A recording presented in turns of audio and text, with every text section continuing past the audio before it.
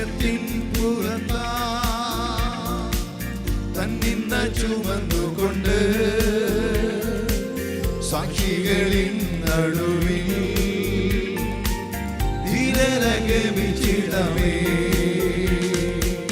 പാളയത്തിൻ പുറത്താ തന്നിന്ന ചുമന്നുകൊണ്ട് സാക്ഷികളിൻ നടുവിൽ ധീരരഗമിച്ചിടമേ.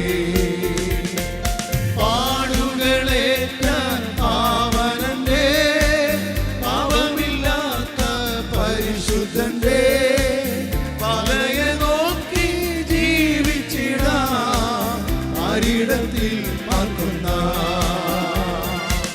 പാതയെ നോക്കി ജീവിച്ചിടാം ആരിടത്തിൽ പാർക്കുന്ന. പാപിയെ നേടിടുവാൻ ക്രൂശിതൻ ജീവൻ വച്ച രക്ഷകനാം നാഥന്റെ രക്ഷണ്യവേല ചെയ്യാം. പാപിയെ നേടിടുവാൻ ക്രൂശിതൻ ജീവൻ വച്ച രക്ഷകനാം നാഥന്റെ രക്ഷണ്യവേല ചെയ്യാം. പാടുകളേറ്റ പാവനന്റെ പാപമില്ലാത്ത പരിശുദ്ധന്റെ പാതയെ നോക്കി ജീവിച്ചിടാം ആരിടത്തിൽ പാർക്കുന്ന. പാതയെ നോക്കി ജീവിച്ചിടാം ആരിടത്തിൽ പാർക്കുന്ന. ആയിരമായിരങ്ങൾ പാപത്തിൽ നശിച്ചിടുമ്പോ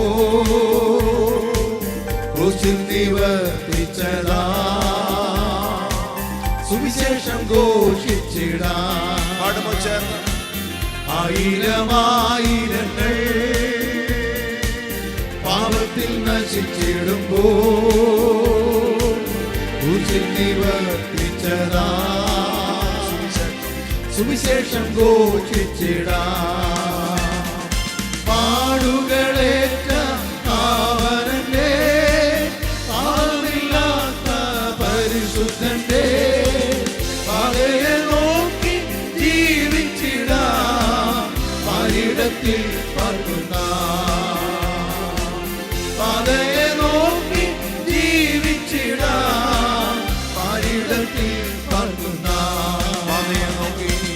പാതയെ നോക്കി ജീവിച്ചിടാം ആരിടത്തിൽ പാർക്കുന്ന.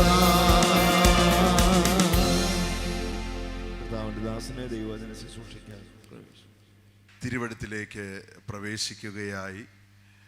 ദിനവൃത്താന്തങ്ങളുടെ 1-ാമത്തെ പുസ്തകം 21-ാമത്തെ അധ്യായത്തിൽ നിന്ന് അത് 30ഓളം വാക്യങ്ങളുള്ള ഒരധ്യായമാണ്. എന്നാൽ വളരെ ആവശ്യമായ വചനങ്ങൾ മാത്രം വായിച്ച് മുന്നോട്ട് പോകുന്നു.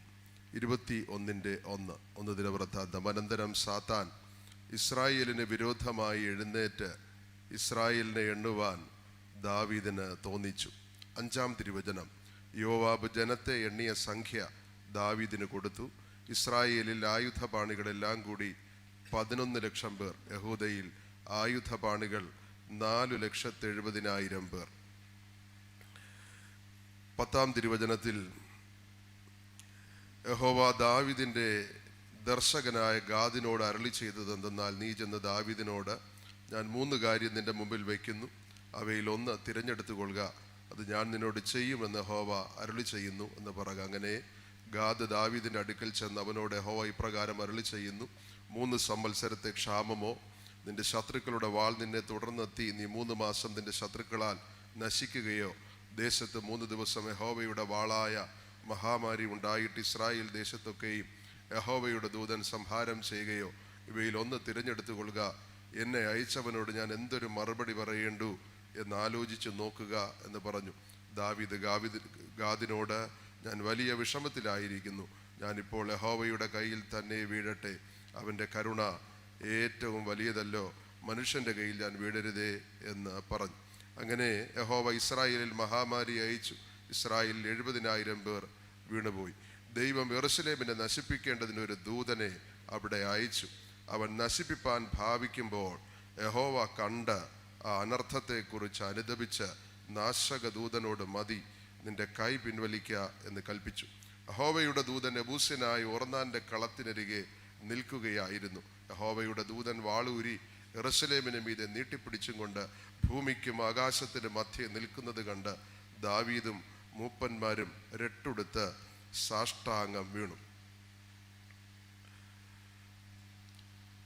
17-ാം തിരുവചനത്തിൽ ദാവീദ് ദൈവത്തോട് ജനത്തെ എണ്ണുവാൻ പറഞ്ഞവൻ ഞാനല്ലയോ, ദോഷം ചെയ്ത പാപി ഞാനാകുന്നു. ഈ ആടുകൾ എന്ത് ചെയ്തിരിക്കുന്നു? യഹോവേ എൻ്റെ ദൈവമേ, നിന്റെ കൈ ബാധയ്ക്കായിട്ട് നിന്റെ ജനത്തിന്മേൽ അല്ല, എൻ്റെ മേലും എൻ്റെ പിതൃഭവനത്തിന്മേലും ഇരിക്കട്ടെ എന്ന് പറഞ്ഞു.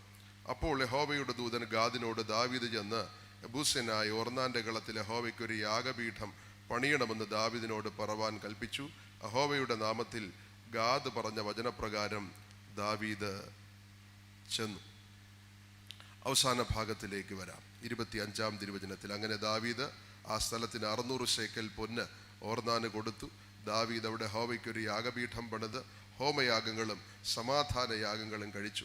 യഹോവയോട് പ്രാർത്ഥിച്ചു.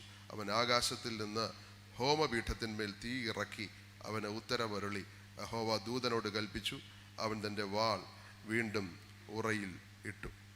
Last verse 29 and 30. മോശെ മരുഭൂമിയിൽ വെച്ച് ഉണ്ടാക്കിയിരുന്ന യഹോവയുടെ തിരുനിവാസവും ഹോമപീഠവും അന്ന് ഗിബയോനിലെ പൂജാഗിരിയിൽ ആയിരുന്നു. യഹോവയുടെ ദൂതന്റെ വാളിനെ പേടിച്ചതുകൊണ്ട് ദൈവത്തോട് അരുളപ്പാട് ചോദിക്കേണ്ടതിന് അവിടെ ചെല്ലുവാൻ ദാവീദിന് കഴിഞ്ഞില്ല. ഒരു വാക്കൂടെ പ്രാർത്ഥിക്കാം. ഞങ്ങളുടെ പ്രിയ പിതാവേ, ഞങ്ങളെ ഒരുമിച്ച് തിരുമുഖത്തേക്ക് നോക്കുന്നു, കരുണയിൽ ആശ്രയിക്കുന്നു. ഇന്ന് രാത്രിയും പകർന്ന തൈലം പോലെ അവിടുത്തെ നാമത്തിൻ്റെ ശക്തി ഞങ്ങളുടെ നടുവിൽ വ്യാപരിക്കുന്നതോർത്ത് സ്തോത്രം. ഉറപ്പുള്ള ഗോപുരം പോലെ തേജസ്സോടെ അവിടുത്തെ നാമം ഞങ്ങളുടെ തലയ്ക്ക് മുകളിൽ വ്യാപരിക്കുന്നതോർത്ത് ഞങ്ങൾ കർത്താവിന് മഹത്വം കരേറ്റുന്നു. കാൽവരി കുരിശിൽ ഒഴുകിയിറങ്ങിയ തിരുനിണത്തിൻ്റെ ശക്തി ഒട്ടും കുറഞ്ഞു പോകാതെ ഈ രാത്രിയിലും ഈ ഹോളിനകത്ത് വ്യാപരിക്കുന്നതോർത്ത് ഞങ്ങളുടെ കർത്താവിന് മഹത്വം കരേറ്റുകയാണ്. കർത്താവെ, കടന്നു വന്നിരിക്കുന്ന വിലപ്പെട്ട മക്കൾക്കായി സ്തോത്രം. ആദിയിൽ ഇരുട്ടിനെയും വെളിച്ചത്തെയും ദൈവവചനമാകുന്ന വാളുകൊണ്ട് വെട്ടിപ്പിരിച്ചതുപോലെ ഇന്ന് രാത്രി ദൈവവചനം ഹൃദയങ്ങളിൽ ഐശ്വര്യമായി വാഴേണ്ടതിനായി ഞങ്ങൾ ഒരുമിച്ച് ചേർന്ന് ദൈവത്തോട് പ്രാർത്ഥിക്കുകയാണ്. വ്യക്തികളെ വിവേചിച്ച്, കുടുംബങ്ങളെ വിവേചിച്ച്, ദേശത്തെ വിവേചിച്ച് ദൈവത്തിൻ്റെ പരിശുദ്ധാത്മാവ് ആലോചന കൈമാറാൻ പോകുന്നതിനായി ഞങ്ങൾ ദൈവത്തിന് സ്തോത്രം ചെയ്യുന്നു. കർത്താവെ, കടന്നു വന്നിരിക്കുന്ന ജനത്തിൻ്റെ ആവശ്യങ്ങളും നിലവാരങ്ങളും വേദനകളും സങ്കടങ്ങളും ഇതിനോടകം ദൈവത്തിൻ്റെ പരിശുദ്ധാത്മാവ് മനസ്സിലാക്കിയിരിക്കയാൽ ഞങ്ങൾ ദൈവത്തിന് സ്തോത്രം ചെയ്യുന്നു. എൻ്റെ മക്കളോട് കരുണ കാണിക്കണം. അവിടുത്തെ ജനത്തെ ശുശ്രൂഷിപ്പാൻ എളിയവന് വരം തരണം. അർപ്പിച്ചിരിക്കുന്ന സ്തോത്ര വഴിപാടിനായി സ്തോത്രം. ദൈവരാജ്യത്തിൻ്റെ മഹത്വത്തിനായി കെട്ടുപണിക്കായി സ്വർഗം അതിനെ ഉപയോഗിക്കണം. കരം നീട്ടിയതിൻ്റെ മക്കളെ അവിടുന്ന് അനുഗ്രഹിച്ചിരിക്കുന്നതിനായി സ്തോത്രം. യേശു കർത്താവിൻ്റെ വിലയേറിയ നാമത്തിൽ തന്നെ കരങ്ങൾ ഉയർത്തിയ ദൈവത്തിന് സ്തോത്രം ചെയ്യാം. ദൈവത്തിന് സ്തോത്രം. വിശുദ്ധ തിരുവെഴുത്തിൽ യഹൂദ ജനതയുടെ ജനസംഖ്യാ കണക്കെടുപ്പിനെ കുറിച്ച് പ്രധാനമായി 3 സ്ഥലങ്ങളിലാണ് രേഖപ്പെടുത്തിയിരിക്കുന്നത്. സംഖ്യാപുസ്തകം 1-ാമത്തെ അധ്യായം അതിൻ്റെ 46-ാം തിരുവചനത്തിൽ ദൈവം അരുളി ചെയ്തിട്ട് മോശയോട് നേതൃത്വത്തോട് ആവശ്യപ്പെട്ടതനുസരിച്ച് 1-ാമത്തെ ജനസംഖ്യാ കണക്കെടുപ്പ് നടന്നു. 1:46 അവിടെ 6,03,550 എന്ന് എഴുതിയിട്ടുണ്ട്. 2-ാമത്തെ ജനസംഖ്യാ കണക്കെടുപ്പ് സംഖ്യാപുസ്തകം 26-ാമത്തെ അധ്യായം 51-ാമത് തിരുവചനത്തിലാണ്. അവിടെ 6,01,730 എന്ന് എഴുതിയിട്ടുണ്ട്. 3-ാമത് ഒരു ജനസംഖ്യാ കണക്കെടുപ്പ് ദാവീദ് രാജാവിൻ്റെ കാലഘട്ടത്തിൽ അവിടെ നടത്തപ്പെടുകയാണ്. എന്നാൽ ഈ 2 കണക്കെടുപ്പുകളും തമ്മിൽ കാതലായ വ്യത്യാസമുണ്ട്. മോശയുടെ കാലത്തിലെ സെൻസസ് എന്തിനു വേണ്ടി ആയിരുന്നു എന്ന് ചോദിച്ചാൽ, ദൈവത്തിൽ ആശ്രയിക്കുന്ന ജനത്തെ ഒന്ന് ധൈര്യപ്പെടുത്താൻ വേണ്ടി. അവരുടെ പക്ഷത്തിലുള്ള 20 വയസ്സിന് മേൽ പ്രായമുള്ള യുദ്ധ സാമർഥ്യമുള്ള ആൾക്കാർ ഇത്രയും പേർ ഉണ്ട് എന്ന് അവരെ ഓർപ്പിച്ച് ധൈര്യപ്പെടുത്താൻ, സ്വയത്തിൽ ആശ്രയിക്കാനല്ല, ദൈവത്തിൽ ആശ്രയിച്ച് ധൈര്യപ്പെടാൻ വേണ്ടിയിട്ടാണ് ഒരു തരത്തിൽ പറഞ്ഞാൽ ആ ജനസംഖ്യാ കണക്കെടുപ്പ്. എന്നാൽ 1 ദിനവൃത്താന്തങ്ങൾ 21-ാമത്തെ അധ്യായത്തിൽ നാം നോക്കുമ്പോൾ അത് ദൈവാലോചന പ്രകാരമുള്ള കണക്കെടുപ്പല്ല, മറിച്ച് പിശാചിൻ്റെ ആലോചന പ്രകാരമുള്ള കണക്കെടുപ്പായിരുന്നു എന്ന് തിരുവെഴുത്തിൽ രേഖയുണ്ട്. അപ്പോൾ ദാവീദിനെ പിശാച് പ്രേരിപ്പിച്ചു. തൻ്റെ കൈക്കീഴ് എന്തുമാത്രം ആയുധപാണികളുണ്ട് എന്നറിയാം. യോവാബ് എന്ന് പറയുന്ന പടത്തലവൻ 9 മാസവും 20 ദിവസവും കഠിനാധ്വാനം ചെയ്ത് ഈ ജനത്തിൻ്റെ കണക്കെടുപ്പ് നടത്തി റിപ്പോർട്ട് സബ്മിറ്റ് ചെയ്യുകയാണ്. ഏകദേശം 15 ലക്ഷം ആയുധപാണികൾ അവരുടെ കൈക്കീഴുണ്ടായിരുന്നു എന്നുള്ള റിപ്പോർട്ട് അവിടെ ലഭിച്ചു. എന്നാൽ ഇത് ദൈവത്തിന് അനിഷ്ടമായിരുന്നു. കാരണം ദാവീദ് ഈ ജനസംഖ്യാ കണക്കെടുപ്പ് നടത്തിയത് എന്തിനെന്നറിയാമോ? ധൈര്യപ്പെടാനല്ല, സ്വയത്തിൽ ആശ്രയിക്കാൻ വേണ്ടിയിട്ടാണ്. പഴയ കാലത്തിൽ ദൈവത്തിൽ ആശ്രയിച്ച് ധൈര്യപ്പെടാൻ വേണ്ടി ഈ കണക്കെടുപ്പ് നടത്തി എങ്കിൽ, ഇപ്പോൾ ദാവീദ് ഞാൻ കൂട്ടിയാൽ എന്തുമാത്രം കൂടും, എൻ്റെ കൈക്കീഴ് എന്തുമാത്രം ആയുധപാണികളുണ്ട് എന്നറിഞ്ഞ് സ്വയത്തിൽ ആശ്രയിക്കാൻ മുതിരുന്നത് ദൈവത്തിന് ഇഷ്ടമായില്ല. ദാവീദ് തന്നെ പിന്നെ അത് തിരിച്ചറിയുന്നു. അയ്യോ, ഞാൻ മഹാപാപം ദൈവത്തോട് ചെയ്തിരിക്കുന്നു എന്നോർത്ത് ദാവീദ് സങ്കടപ്പെടുകയാണ്. ദൈവം തൻ്റെ ഭൃത്യനായ ഗാദിനെ ദാവീദിൻ്റെ അടുക്കലേക്ക് അയക്കുക. ഗാദ് ദാവീദിൻ്റെ അടുക്കൽ വന്നിട്ട് ദൈവത്തിൻ്റെ അരുളപ്പാട് അറിയിക്കുകയാണ്, ദൂതറിയിക്കുകയാണ്. അദ്ദേഹം പറഞ്ഞത് ഇങ്ങനാണ്: നീ മഹാപാപം ചെയ്തിരിക്കുന്നത് കൊണ്ട് ഒന്നുകിൽ 3 സംവത്സരത്തെ ക്ഷാമം നിന്റെ ദേശത്തിലുണ്ടാകും, അതല്ല എങ്കിൽ 3 മാസം ശത്രുവിൻ്റെ വാള് നിന്നെ പിന്തുടരും, അതുമല്ല എങ്കിൽ 3 ദിവസം ദൈവദൂതന്റെ വാൾ, മഹാമാരി ദേശത്തിലുണ്ടാകും. ഇതിൽ ഏത് വേണമെങ്കിലും നിനക്ക് തിരഞ്ഞെടുക്കാമെന്ന് ദാവീദിനോട് ഗാദ് പ്രവാചകൻ വന്ന് പറയുകയാണ്. ദാവീദ് ഒന്ന് ആലോചിച്ചു, എന്നിട്ട് ഒരു തീരുമാനത്തിലെത്തി. അദ്ദേഹം ഇങ്ങനെ പറഞ്ഞു: ഞാൻ വീഴുന്നെങ്കിൽ മനുഷ്യൻ്റെ കരത്തിൽ വീഴണ്ട, വീഴുന്നെങ്കിൽ എൻ്റെ ദൈവത്തിൻ്റെ കരത്തിൽ വീഴട്ടെ, അവൻ്റെ കരുണ വലിയതല്ലോ എന്ന് പറഞ്ഞ് വിനയപ്പെടുക. ന്യായവിധി ഒന്നും ദൈവം പിൻവലിച്ചില്ല. 3 സംവത്സരത്തെ ക്ഷാമമോ 3 മാസത്തെ ശത്രുവിൻ്റെ വാളോ അയക്കാതെ ഒരു ദൂതനെ ദൈവം യെരൂശലേമിലേക്ക് അയച്ചു. 70,000 പേർ കൊല്ലപ്പെട്ടു എന്ന് തിരുവെഴുത്തിൽ എഴുതിയിരിക്കുകയാണ്. ശ്രദ്ധിക്കുക, ആത്മീക ശുശ്രൂഷ ചെയ്യുന്നവർ, കുടുംബത്തിൻ്റെ പ്രധാന റോളിൽ നിൽക്കുന്ന അപ്പൻ, അമ്മ, ഇടവകയിൽ ആത്മീക ശുശ്രൂഷകൾക്ക് നേതൃത്വം കൊടുക്കുന്നവർ, സഭാ നേതൃത്വം എടുക്കുന്ന തീരുമാനത്തിലെ ഒരു ചെറിയ പിഴവ് പോലും അവരുടെ കൈക്കീഴിലുള്ള ആടുകളെ സാരമായി ബാധിക്കും എന്നതിൻ്റെ മുന്നറിയിപ്പാണ് പരിശുദ്ധാത്മാവ് ഇവിടെ രേഖപ്പെടുത്തിയിരിക്കുന്നത്. നമ്മൾ തലകുലുക്കി സമ്മതിച്ചാലും കൈയടിച്ച് പാസാക്കിയാലും എല്ലാവരും കൂടെ ഒറ്റ സ്വരത്തിൽ ഞങ്ങൾ കൂടെയുണ്ട് എന്ന് പറഞ്ഞാലും ഇതിന് യോജിക്കാത്ത ഒരാശയത്തിന് സ്വർഗം കൂട്ടുനിൽക്കുകയില്ല, ദൈവദൂതന്മാർ കൂട്ടുനിൽക്കുകയില്ല. സ്വർഗത്തിൽ എന്നേക്കും സ്ഥിരമായിരിക്കുന്ന വചനത്തിനൊപ്പം ചുവട് വയ്ക്കാൻ വേണ്ടി വിളിക്കപ്പെട്ടവരാണ് വിശുദ്ധന്മാരുടെ ഗണമെന്നുള്ള ബോധ്യം ആമേൻ ദൈവജനത്തിന്റെ ഉള്ളിലുണ്ടാകണം. അവന്റെ ആജ്ഞ അനുസരിക്കുന്ന വീരന്മാരായി ദിനംപ്രതി അവന്റെ വാതിൽക്കൽ കാത്തുകൊണ്ട് അവന്റെ കട്ടളക്കെങ്കിൽ ജാഗരിക്കുന്ന, അവന്റെ വചനത്തിങ്കിൽ വിറയ്ക്കുന്ന, അരിഷ്ടനും മനസ്സ് തകർന്നവനുമായ ഭക്തന്മാരോട് കരുണ കാണിക്കുന്ന ഒരു ദൈവത്തെയാണ് വിശുദ്ധ തിരുവെടുത്ത് നമ്മുടെ മുമ്പിൽ വരച്ച് കാണിച്ചിരിക്കുന്നുള്ള കാര്യം മറന്നു പോകരുത്. അതുകൊണ്ട് കാല കാലം മുന്നോട്ട് പോയല്ലോ, കാലം മാറിപ്പോയല്ലോ. ആരെങ്കിലും എടുക്കുന്ന ഒരു തീരുമാനത്തിന് ഞങ്ങൾ സപ്പോർട്ട് ചെയ്യുമെന്ന് പറയുന്ന ഒരു കൂട്ടത്തെ അല്ല ദൈവത്തിന് ആവശ്യം. What the word of God says, ദൈവത്തിന്റെ വചനം എന്താണെന്നോ പറയുന്നത്, അതിനോട് ചേർന്ന് നിൽക്കുന്ന ഭക്തന്മാരെ ദൈവം അന്വേഷിക്കുന്നു. തന്നെ അന്വേഷിക്കുന്ന ബുദ്ധിമാന്മാരായ പുരുഷന്മാരുണ്ടോ എന്നറിയാൻ ഇന്ന് രാത്രിയും റാന്നി പട്ടണത്തിൽ ഈ YMCA ഹാളിനകത്ത് യഹോവയുടെ കണ്ണ് ഊടാടിക്കൊണ്ടിരിക്കുകയാണ്. തങ്കലേകാഗ്രചിത്തന്മാരായിരിക്കുന്നവർക്ക് വേണ്ടി തന്നെത്താൻ ബലവാനെന്ന് കാണിക്കേണ്ടതിന് യഹോവയുടെ കണ്ണ്, പരിശുദ്ധാത്മാവാകുന്ന 7 കണ്ണുകൾ ഇതിനകത്ത് ആമേൻ വ്യാപരിച്ചു കൊണ്ടിരിക്കുന്നു. സ്തോത്രം. വലിയ നാശനഷ്ടമുണ്ടായി. യെരൂശലേമിനെ നശിപ്പിക്കാൻ ദൂതൻ വാളോങ്ങി നിൽക്കുകയാണ്. ആ യെരൂശലേം നശിക്കുമെന്ന് കണ്ടപ്പോൾ ദൈവം അനർത്ഥത്തെക്കുറിച്ച് അനുതപിച്ചു. ദൈവം കൽപ്പനയിട്ടു, അരുത്, യെരൂശലേമിനെ നശിപ്പിക്കരുത്.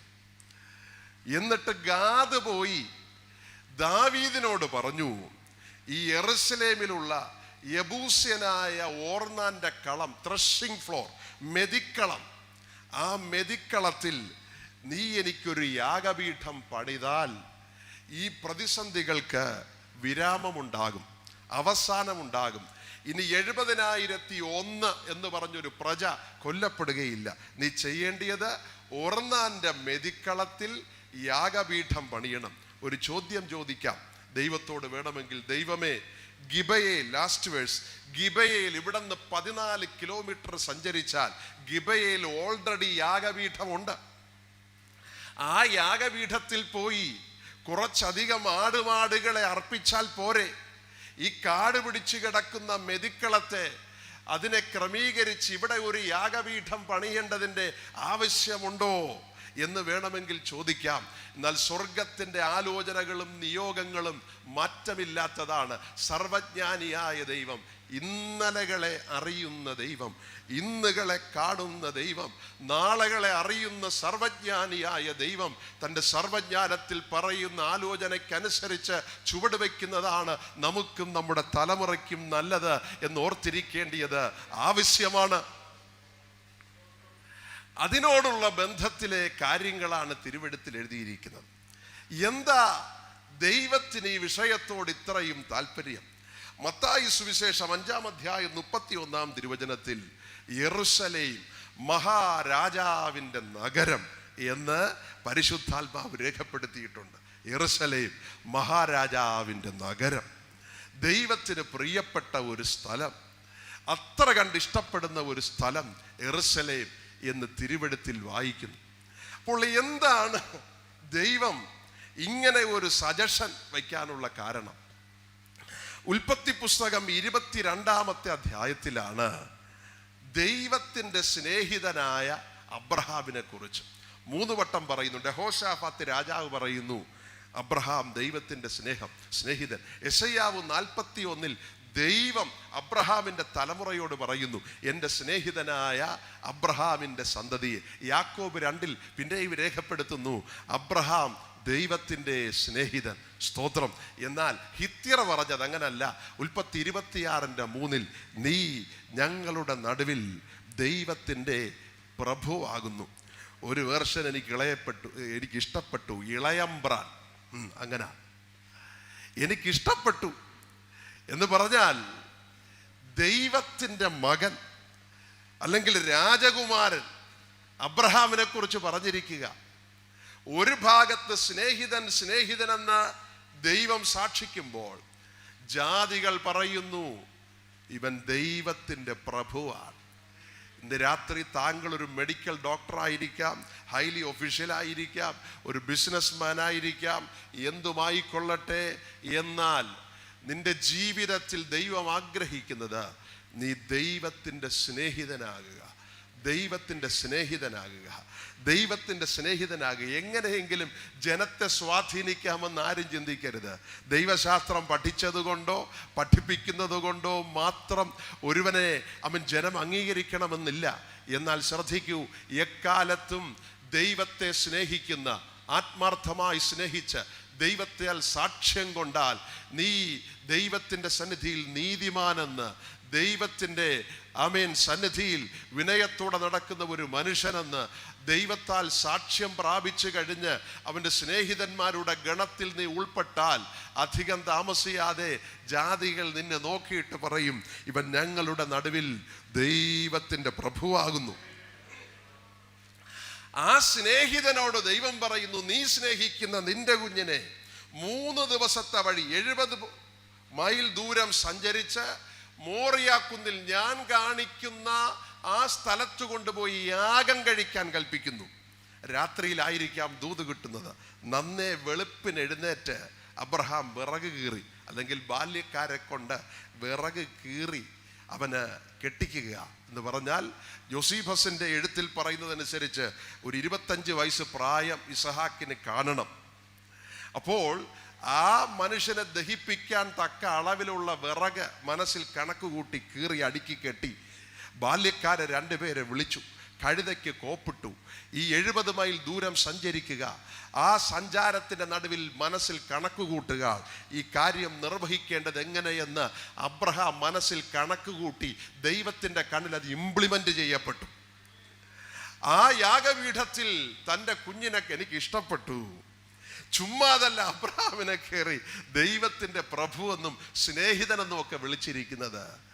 ഈ മോൻ അറിയാം ആരാധനയ്ക്ക് പോയാൽ എന്തൊക്കെ വേണമെന്ന് ഇസാക്കിന് അറിയാമായിരുന്നു. അവൻ നോക്കിയപ്പോൾ വിറകുണ്ട്, കത്തിയുണ്ട്, പിന്നെ ബാല്യക്കാരുണ്ട്, സംഗതികളൊക്കെ ഉണ്ട്. പക്ഷെ യാഗമൃഗം ഇല്ല. ഇന്ന് ഭക്തന്മാരുടെ തലമുറയിലോട്ട് നോക്കിയാൽ ഇവന്മാർക്ക് എങ്ങനെ ആരാധിക്കണമെന്നറിയത്തില്ല, ആരാധന എന്നാന്നറിയത്തില്ല, ആരാധനയ്ക്ക് പോയാൽ എന്തൊക്കെയാ കൊണ്ടുപോകേണ്ടിയെന്ന് ഇവന്മാർക്ക് ഒരു പിടിയുമില്ല. അങ്ങനെ പോയിക്കൊണ്ടിരിക്കുന്ന ഒരു കാലഘട്ടത്തിൽ ശ്രദ്ധിക്കുക, വെറുതെ അല്ല അബ്രഹാമിനെ കയറി ദൈവത്തിൻ്റെ പ്രഭു എന്ന് വിളിച്ചത്. ഈ കുഞ്ഞ് കണ്ടിട്ടുണ്ട്, അപ്പച്ച യാഗം കഴിക്കുന്നത് കണ്ടിട്ടുണ്ട്. എന്നെ കേൾക്കുന്ന സഹോദരങ്ങളെ, തലമൂത്ത പ്രിയമുള്ളവരെ, നമ്മുടെ ആരാധന നമ്മുടെ തലമുറ കാണട്ടെ, നമ്മുടെ പ്രാർത്ഥന നമ്മുടെ തലമുറ കാണട്ടെ, നമ്മുടെ ഉപവാസവും നിലവിളിയും നമ്മുടെ തലമുറ കാണട്ടെ, നമ്മുടെ ഹൃദയത്തിൻ്റെ ഇൻറ്റൻഷൻ നമ്മുടെ തലമുറ വായിച്ചെടുക്കട്ടെ എന്ന് അവരുടെ മനസ്സിൽ കോറിയിടട്ടെ. ഇങ്ങനെ ഒരു ദൈവമുണ്ട്, ജീവിക്കുന്ന ദൈവമുണ്ട്, ആ ദൈവത്തെ ആരാധിക്കുന്ന വ്യവസ്ഥയുണ്ട്. ഇങ്ങനെയാണ് ദൈവത്തെ പ്രസാദിപ്പിക്കേണ്ടതെന്നൊരു ബോധ്യമുള്ള ഒരു തലമുറയെ ശേഷിപ്പിച്ചിട്ട് പോകാൻ സ്വർഗം നമുക്ക് കൃപ നൽകട്ടെ എന്ന് ഈ രാത്രി ഞാൻ ഹൃദയത്തിന്റെ ആഴത്തിൽ നിന്ന് പ്രാർത്ഥിക്കുകയാണ്. ഞാൻ ചിന്തിക്കുന്നു, ആ യാഗപീഠത്തിന്റെ അടുക്കൽ ചെന്നപ്പോൾ ഇസാക്കിന് കാര്യം മനസ്സിലായി. അപ്പന്റെ നോട്ടത്തിൽ നിന്ന് മനസ്സിലായി. അവൻ കൈ നീട്ടിക്കൊടുത്തു, കൈകെട്ടാൻ, കാലിക്കെട്ടാൻ അനുവദിച്ചു, അങ്ങോട്ട് കയറ്റിക്കിടത്തി. കഴുത്തറക്കാൻ തുടങ്ങുമ്പോൾ ദൈവം മുന്നവേ ഒരു ദൂതനെ ആ മോറിയ കുന്നിൽ യെരൂശലേമിൽ ഒരു ദൂതനെ നിർത്തിയിരുന്നു. ദൂതനോട് ദൈവം നേരത്തെ പറഞ്ഞിരുന്നു, എൻ്റെ ഭക്തനായ അബ്രഹാം തൻ്റെ കുഞ്ഞിനെയും കൊണ്ട് ഈ കുന്ന് കയറി വരും, ഈ കുന്നിൻ്റെ മുകളിൽ വിറകെടുക്കും, ആ മകനെ പിടിച്ച് ബന്ധിച്ചിവിടെ കിടത്തും, എന്നിട്ട് കുരലറക്കും. എന്നാൽ നീ അനുവദിക്കരുത്, നീ നേരത്തെ തന്നെ ഒരാട്ടുകൊറ്റനെ ഓടിച്ചു കയറ്റി കുരുക്കിട്ട് ഇവിടെ നിർത്തിയിരിക്കണം. പിന്നെ എൻ്റെ ഭക്തൻ ഇസാക്കിൻ്റെ കഴുത്തിൽ കത്തി ഇടുന്നതിന് തൊട്ട് മുമ്പ് നീ അവനെ തടുക്കണം, ബാലൻ്റെ മേൽ കൈവയ്ക്കരുതെന്ന് പറയണം. എന്നിട്ട് ആ ആട്ടുകൊറ്റനെ യാഗം കഴിക്കാനുള്ള ക്രമീകരണങ്ങളൊക്കെ ചെയ്തു കൊടുക്കണമെന്ന് പറഞ്ഞ് സ്വർഗത്തിൽ നിന്ന് ദൂതനെ ഇറക്കി നിർത്തിയിരിക്കുക. ദൂതനിതെല്ലാം ഒരുക്കി നിൽക്കുക. അബ്രഹാം ഇത് അറിയുന്നില്ല. എന്നെ കേൾക്കുന്ന സഹോദരങ്ങളെ, അനുസരണത്തിൻ്റെ പടവുകൾ ചവിട്ടിക്കേറുന്ന വിശുദ്ധന്മാർ ഇതിനകത്തുണ്ടെങ്കിൽ നിന്റെ ഹൃദയം നൊന്ത് കണ്ണുനീര് നീ കൈകൊണ്ട് വടിച്ചു കളഞ്ഞ് വേദനയോടുകൂടെ കർത്താവ് നിന്റെ മേൽ ചെലുത്തിയ നുകവും ഏറ്റുകൊണ്ട് നീ അനുസരണത്തിന്റെ പടിക്കെട്ടുകൾ ചവിട്ടി കയറുമ്പോൾ നഷ്ടപ്പെടും, എല്ലാം കൈവിട്ടു പോകുമെന്ന് ലോകവും ജഡവും പിശാചും ഒരുപോലെ പറയുമ്പോൾ നീ ആ അവസാന നിമിഷം ചെന്നെത്തുമ്പോൾ ഓർക്കുക, നീ അവിടെ കാലെടുത്ത് വയ്ക്കുന്നതിന് മുമ്പ് നിനക്ക് വേണ്ടി ദൈവം തന്റെ ദൂതനെ ഇറക്കി നിർത്തിയിട്ടുണ്ട്. നിനക്ക് വേണ്ടി കരുതാൻ ഒരുവനുണ്ട്, യഹോവ ഇരേ.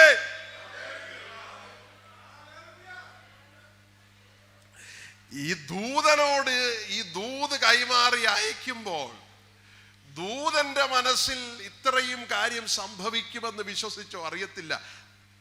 ആത്മരൂപിയാണല്ലോ, വിശ്വസിച്ച് കാണും. എങ്കിലും വർഷങ്ങളായി ലഭിക്കാതിരുന്നിട്ട് കിട്ടിയ ഏകജാതനെ സ്വന്തം കൈകൊണ്ട് കുരലറുത്ത് കൊല്ലുന്ന ഒരു കാഴ്ച ഇമാജിൻ ചെയ്യാൻ ഒക്കത്തില്ല. എൻ്റെ ഭാവനയെ ഞാൻ പറയും, ആ ദൂതൻ ആ പുണ്യഭൂമിയിൽ ഇങ്ങനെ നിൽക്കുക. ദൂതന് തിരിച്ചു പോകാൻ വലിയ താല്പര്യമൊന്നുമില്ല. ഇത്രയും നല്ല ഭക്തന്മാരുള്ള സ്ഥലം, ഇത്ര നല്ല അനുസരിക്കുന്ന ദൈവമക്കളുള്ള സ്ഥലം, ആ യെറുശലേമിൽ മോറിയ കുന്നിൽ ആമേൻ അവിടം വിട്ടുപോകാൻ ദൂതന് മനസ്സില്ല. എങ്കിലും ദൈവത്തിൻ്റെ സമയത്തിൽ ദൂതൻ തിരിച്ച് സ്വർഗത്തിലേക്ക് പോയി. ദൈവത്തിന് സ്തോത്രം. എൻ്റെ ഭാവന ഞാൻ പറയാം, സ്വർഗത്തിൽ ദൂതൻ അവിടെ പാർക്കുമ്പോഴും ഹൃദയത്തിൽ ഒരു ആഗ്രഹം, ഇനി ഒരിക്കൽ കൂടെ എപ്പോഴെങ്കിലും ഈ ഭൂമിയിലേക്കൊന്ന് ഇറക്കി വിട്ടാൽ ആ പുണ്യഭൂമിയിലൊന്ന് കാല് ചവിട്ടണം. ഇങ്ങനെ കർത്താവിനെ സ്നേഹിക്കുന്ന ഭക്തന്മാരുള്ള സ്ഥലത്ത് ഒന്നുകൂടെ പോകണമെന്ന് കാത്തിരുന്നു. 1000 വർഷങ്ങൾ കഴിഞ്ഞപ്പോൾ രണ്ടാമത്തെ നിയോഗം ദൂതന് വന്നു. ദൂതനോട് പറഞ്ഞു, നീ യെറുശലേമിലേക്ക് പോകണം. വലിയ ഇഷ്ടമായി. പഴയ സ്ഥലമാണ്, അബ്രഹാമിൻ്റെ സമർപ്പണ ഭൂമിയാ. ആ യാഗപീഠം പണിത സ്ഥലത്തിലേക്കാണ് യാത്ര. എന്നാൽ ദൈവം പറഞ്ഞു, യെറുശലേമിനെ നശിപ്പിക്കണം. അവിടെ മഹാമാരി അയക്കാനായിട്ടാണ് ഞാൻ നിന്നെ അയക്കുന്നത്. ആ ദൂതൻ യെറുശലേമിന് നേരെ വാൾ ഓങ്ങിയിരിക്കുമ്പോൾ ദൈവം അനർത്ഥത്തെക്കുറിച്ച് അനുതപിച്ചിട്ട് പറഞ്ഞു, യെറുശലേമിനെ നശിപ്പിക്കരുത്, നിന്റെ വാൾ പിൻവലിക്കാൻ പറയുക. എന്നിട്ട് ഗാദ് എന്ന പ്രവാചകൻ വന്നു പറയുന്ന കാര്യം ശ്രദ്ധേയം. അബ്രഹാം യാഗപീഠം പണിത സ്ഥലം, അവിടെ ഇന്ന് യാഗപീഠമില്ല, സ്വർഗത്തിലെ തീയില്ല, യാഗവസ്തുവില്ല, സമർപ്പണമില്ല, അവിടെ വെളിച്ചമില്ല. ദൈവ സാന്നിധ്യത്തിൽ നിന്ന് വളരെ അകലത്തിൽ കഴിയുന്ന അതേ സ്ഥലത്ത് നീ യാഗപീഠം പണിയണമെന്നാണ് ദൈവം ആവശ്യപ്പെടുക. ഇതൊക്കെ നമ്മുടെ ജീവിതത്തിൽ വന്ന് സംഭവിക്കാൻ സാധ്യതയുള്ള കാര്യങ്ങളാണ്. ഇന്നിവിടെ ഇരിക്കുന്ന ദൈവമക്കൾ ഓർക്കണം, ഒന്നുകിൽ നിന്റെ ജീവിതം ദൈവത്തിൻ്റെ യാഗപീഠമാണ്, അല്ലെങ്കിൽ അത് വെറും ഒരു മെതിക്കളമാണ്. ഹൃദയത്തിൽ കുറിച്ചിട്ടോ, ഒന്നുകിൽ നിന്റെ ജീവിതം ദൈവത്തിന് പ്രസാദകരമായ ഒരു യാഗപീഠമാണ്, അല്ലെങ്കിൽ അത് വെറും ഒരു മെതിക്കളമാണ്. ഇത് രണ്ടും തമ്മിൽ കാതലായ വ്യത്യാസമുണ്ട്.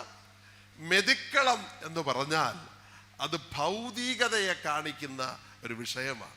എന്ന് പറഞ്ഞാൽ കൃഷിഭൂമിയിൽ കൃഷി ഇറക്കി കൊയ്ത്തിനോടുള്ള ബന്ധത്തിൽ അവരുടെ വീടിൻ്റെ മുൻഭാഗത്ത് നിലമൊക്കെ ഒരുക്കി അടിച്ചുറപ്പിച്ച് ചുറ്റും ബോർഡറൊക്കെ വെച്ച് അവിടെ ഇട്ടാണ് ഈ പതിരും കതിരും തിരിക്കുന്നത്. മുറം പോലെയുള്ള വലിയ ഉപകരണങ്ങളിൽ കാറ്റ് വീശുമ്പോൾ ഇങ്ങനെ നിലത്തോട്ട് പൊഴിച്ചിടുമ്പോൾ ആ പതിരൊക്കെ കാറ്റടിച്ചു കൊണ്ടുപോകും, കതിർമണികൾ അവിടെ വീഴും. അവിടെ വിളക്കൊക്കെ കത്തിച്ച് വെച്ച് അവരവർ കുടുംബാംഗങ്ങളോടൊപ്പം ചേർന്ന് ഭക്ഷണപാനീയങ്ങളൊക്കെ കഴിച്ച് അവിടെ കിടന്നുറങ്ങുക പതിവ്. അവരുടെ ജീവിതത്തിൻ്റെ ഭൗതിക നന്മയെ കാണിക്കുന്നതാണ് മെതിക്കളം എന്ന് പറയുന്നത്. യാഗപീഠം എന്ന് പറയുന്നത് അത് സ്പിരിച്വാലിറ്റിയെ കാണിക്കുന്നതാണ്, ആത്മീകതയെ കാണിക്കുന്നതാണ് യാഗപീഠം എന്ന് പറയുന്നത്. മെതിക്കളം എന്ന് പറയുന്നത് നേടുന്ന സ്ഥലമാണ്. യാഗപീഠം എന്ന് പറയുന്നത് നഷ്ടപ്പെടുത്തുന്ന സ്ഥലമാണ്. മെതിക്കളത്തിൽ വെളിച്ചമുണ്ടോ എന്ന് ചോദിച്ചാൽ പേരിനൊരു വെളിച്ചം, ഒരു ചിമ്മിനി വിളക്കിൻ്റെ വെട്ടം, അല്ലെങ്കിൽ ഇച്ചിരി കൂടെ പ്രകാശം. യാഗപീഠം അങ്ങനല്ല. ആ യാഗപീഠത്തിൽ സ്വർഗത്തിലെ തീ ഇറങ്ങി അങ്ങ് കത്തുക. ആ ദേശത്തിന് വെളിച്ചം കൊടുക്കത്തക്ക നിലവാരത്തിൽ യാഗപീഠത്തിൽ തീ കത്തുക. സ്തോത്രം. മെതിക്കളം എന്ന് പറയുന്നത് ഒരു കുടുംബത്തിന് അനുഗ്രഹ വിഷയമാണ്. എന്നാൽ യാഗപീഠം എന്ന് പറയുന്നത് ഒരു ജനതയ്ക്ക് അനുഗ്രഹ വിഷയമാണ്. ഇങ്ങനെയുള്ള വ്യത്യാസം ഇതിനകത്ത് ഉണ്ട്. അനേകരും ചിന്തിക്കുന്നത് ഇത് രണ്ടും ഏതാണ്ടൊക്കെ ഒത്തു വരുന്നല്ലോ, അടിച്ചുറപ്പിച്ചൊക്കെ ഇട്ടിരിക്കുകയാണെന്നല്ലോ, അവിടെയും വെട്ടമുണ്ട് ഇവിടെയും വെട്ടമുണ്ട്, കാര്യങ്ങളൊക്കെ ഏതാണ്ട് കുഴപ്പമില്ലാതെ പോകുന്നത് കൊണ്ട് ഒന്നാണ് എന്ന് ചിന്തിക്കുന്നവരും ഇല്ലാതില്ല. എന്നാൽ ഇന്ന് രാത്രി ശ്രദ്ധിക്കൂ, ദൈവം വളരെ പ്രാധാന്യം കൽപ്പിക്കുന്ന ഒരു വിഷയം. എന്താ ഇതിൻ്റെ ആഴം? 1000 വർഷങ്ങൾക്ക് പുറകിൽ അബ്രഹാം എന്ന ദൈവ പൈതൽ മോറിയ കുന്നിന്റെ മുകളിൽ ദൈവത്തോട് എടുത്ത ഉടമ്പടി, തീരുമാനം, ആ സമർപ്പണം. അബ്രഹാം ലോകം വിട്ടുപോയി, കാലം മുന്നോട്ട് കുതിച്ചു പാഞ്ഞുപോയി. എന്നാൽ കാലപ്പഴക്കത്തിൽ ആ യാഗപീഠം പൊളിഞ്ഞു, അവിടെ പോച്ച കയറി, കാട് പിടിച്ചു, ജാതികളുടെ കൈവശം വന്നു. പഴയ ആത്മീക അനുഭവങ്ങൾ ഒന്നുമില്ലാതെ ശൂന്യമായി കിടക്കുന്നത് കാണുമ്പോൾ ചുറ്റുപാടുമുള്ളവർക്ക് ഇതൊരു വിഷയമല്ല എങ്കിലും സ്വർഗത്തിലെ ദൈവത്തിന് ഇതൊരു വിഷയമാണ്. സ്തോത്രം. ശ്രദ്ധിക്കൂ എന്ന് പറഞ്ഞാൽ, നീ 5ാം ക്ലാസ്സിൽ പഠിച്ചപ്പോൾ എടുത്ത നിന്റെ തീരുമാനവും സമർപ്പണവും നീ മറന്നാലും നിന്റെ ശവക്കുഴി വരെ ദൈവം മറക്കത്തില്ല. നിന്റെ 30ാമത്തെ വയസ്സിൽ മരുഭൂമിയിൽ അറബി നാട്ടിൽ വെച്ച് നീ എടുത്ത സമർപ്പണവും തീരുമാനവും നീ മറന്ന് മുന്നോട്ട് പോയാലും നിന്റെ ശവക്കുഴി വരെ ഈ സ്വർഗത്തിലെ ദൈവം മറക്കുകയില്ല. റാന്നി നിവാസികൾ ഒരു കാലഘട്ടത്തിൽ സുവിശേഷത്തോടും ദൈവരാജ്യത്തോടും കർത്താവിനോടും കാണിച്ച ആദരവും സ്നേഹവും നിയമങ്ങളും ഉടമ്പടികളും തലമുറ മാറിയപ്പോൾ നമ്മൾ മറന്നാലും അത് മറക്കുന്നവനല്ല സ്വർഗത്തിലെ ദൈവം. ഞാൻ ഇങ്ങനെ പറയും, യെരൂശലേമിനെ നോക്കി മഹാരാജാവിന്റെ നഗരമെന്ന് വിളിച്ചു പറഞ്ഞെങ്കിൽ ഇന്ന് രാത്രി റാന്നി പട്ടണത്തെ നോക്കി ആമേൻ പരിശുദ്ധാത്മാവ് അത് പറയട്ടെ, ദൂതന്മാർ പറയട്ടെ, യഹോവയ്ക്ക് ഈ ദേശത്തോട് പ്രിയമുണ്ട്, യഹോവയ്ക്ക് ഈ ദേശത്തോട് പ്രിയമുണ്ട്, ഈ ദേശത്തെ കുറിച്ച് ദൈവത്തിന് പ്രത്യാശയുണ്ട്. സ്തോത്രം. ആ നിലവാരത്തിലേക്ക് ഉയരണമെന്ന് വലിയവനായ ദൈവം നമ്മിൽ നിന്ന് ആഗ്രഹിക്കുകയാണ്. അപ്പോൾ ദൈവം പറഞ്ഞ കാര്യം എന്നാ? ഒരിക്കൽ ആളിക്കത്തിക്കൊണ്ടിരുന്ന തീ ഇനിയും നിന്റെ ജീവിതത്തിൽ ഉയരേണ്ടത് ആവശ്യം ആയിരിക്കുന്നു. അതുകൊണ്ട് ദാവീദേ, നീ പോയി യെബൂസ്യനായ ഒർന്നാന്റെ കളത്തിൽ എനിക്ക് വേണ്ടി യാഗപീഠം പണിയുക. സ്തോത്രം. വേറെ ഓപ്ഷനൊന്നുമില്ല. ഗിബയിൽ പോയിട്ട് കാര്യമില്ല. ഞാൻ ലളിതമായി നിങ്ങളോട് പറയാം, ദൈവത്തിന് കുറുക്കുവഴികളില്ല. ദൈവത്തെ പ്രസാദിപ്പിക്കാനും കുറുക്കുവഴികളില്ല. ശ്രദ്ധിക്കൂ. ഇന്നിവിടെ ഇരിക്കുമ്പോൾ ഞാൻ നിമിത്തം, നീ നിമിത്തം എന്തൊക്കെ വിപത്തുകൾ ഭവനത്തിനകത്ത് വന്നു. ഇവിടെ 70,000 പേർ കൊല്ലപ്പെട്ടു. ശ്രദ്ധിക്കണേ, ഗൗരവബോധത്തോടിരിക്കണം. പണ്ടുണ്ടായിരുന്ന ആ കൂട്ടായ്മ ഞാനൊന്ന് മുൻകൈയെടുത്ത് നടത്തിയിരുന്നെങ്കിൽ, ഈ 10 വർഷമായല്ലോ കൂട്ടായ്മ നിന്നുപോയിട്ട്, ആ കൺവെൻഷൻ യോഗം നിന്നുപോയിട്ട് 10-20 കൊല്ലമായല്ലോ, വീട്ടിൽ നടന്നുകൊണ്ടിരുന്ന മീറ്റിംഗ് നിന്നിട്ട് 10-20 കൊല്ലമായല്ലോ, ആത്മീക ശുശ്രൂഷ നിന്നുപോയിട്ട് 7 കൊല്ലമായല്ലോ.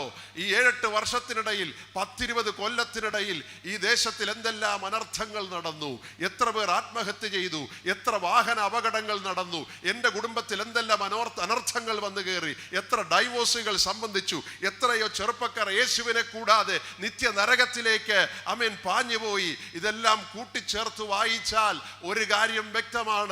എൻ്റെ ജീവിതത്തിൽ വന്ന പിഴവ്, എൻ്റെ സമർപ്പണത്തിൽ വന്ന പിഴവ്, ഞാൻ ദൈവത്തോട് പറഞ്ഞ നിയമങ്ങളിൽ നിന്ന് പിന്മാറിപ്പോയത് എൻ്റെ ദേശത്തിന് വിപത്തിന് കാരണമായി. ഒരുപക്ഷേ ഈ ചോദ്യം പ്രസക്തമാണ്.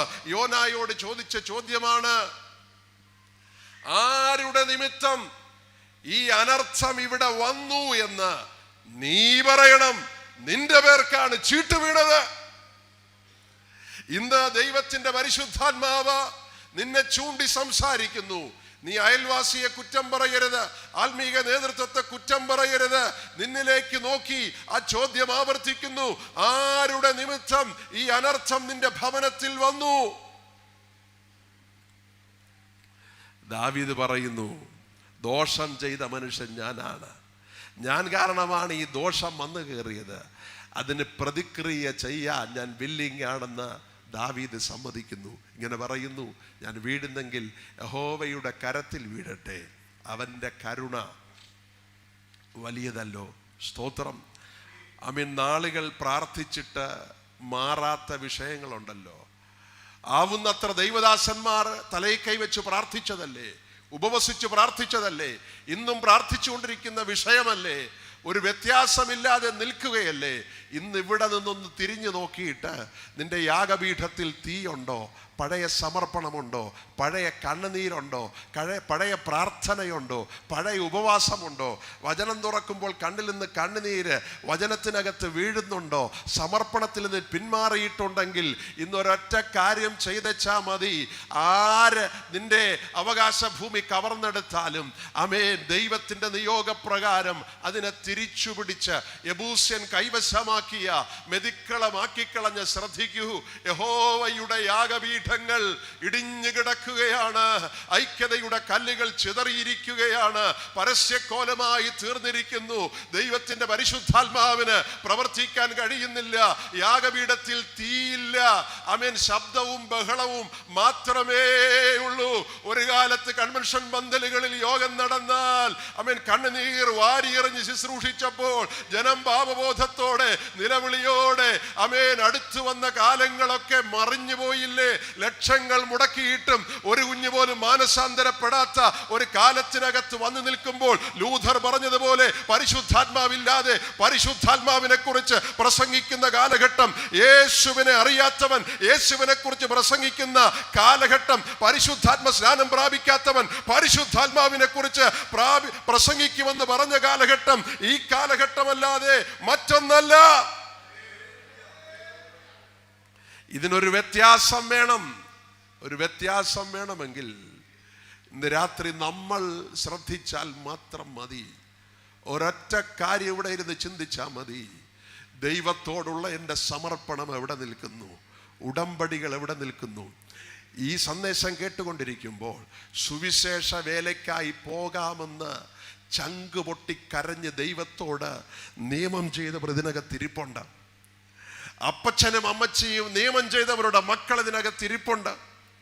ജോലി കിട്ടിയപ്പോൾ കർത്താവിന്റെ വേലയുടെ പുറകിൽ നിൽക്കാമെന്ന് ആമേൻ ദൈവത്തോട് വാക്ക് പറഞ്ഞവർ ഇതിനകത്ത് നിൽപ്പുണ്ട്. തലമുറ ലഭിക്കാതെ നിരാശപ്പെട്ട സമയത്ത് ദൈവത്തോട് കൈപിടിച്ച് ദൈവത്തോട് ചെയ്ത നിയമങ്ങൾ മറന്നു കളഞ്ഞവർ ഇതിനകത്ത് നിൽപ്പുണ്ട്. ദൈവം ഒരു അവസരം തന്നാൽ എവിടെയും യേശുവിന്റെ സാക്ഷിയായി നിൽക്കാമെന്ന് ദൈവത്തോട് ഉടമ്പടി പറഞ്ഞവർ ഉടമ്പടി ലംഘിച്ചിട്ട് ഇന്ന് രാത്രി ഇതിനകത്തിരിപ്പുണ്ട്. എന്നെ കേൾക്കുന്ന സഹോദര, നിന്നെ രക്ഷിക്കാൻ ലോകത്തിൽ ആർക്കും കഴിയത്തില്ല, ഒരു ദൈവദാസനും കഴിയത്തില്ല. ഒരൊറ്റ കാര്യം മാത്രം നീ ചെയ്താൽ മതി. നിന്റെ ആദ്യ അനുഭവത്തിലേക്ക്, ദൈവകൃപയിലേക്ക്, ആത്മശക്തിയിലേക്ക്, പഴയ ഉടമ്പടിയിലേക്ക് മടങ്ങി വരികയത്രേ നമുക്ക് ആവശ്യമായിരിക്കുന്നത്.